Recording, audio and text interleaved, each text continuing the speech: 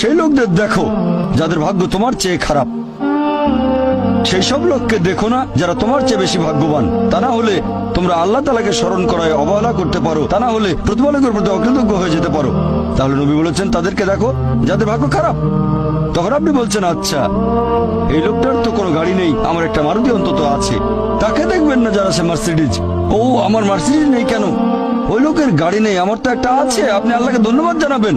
যখন মার্সিডিজ গাড়ির মালিকের সাথে নিজেকে তুলনা করবেন, ও আমার কেন মার্সিডিজ গাড়ি দিলেন না, তাদেরকে দেখবেন যাদের ভাগ্য খারাপ। তাহলে আপনি আল্লাহ সুবহানাহু ওয়া তাআলাকে স্মরণ করছেন।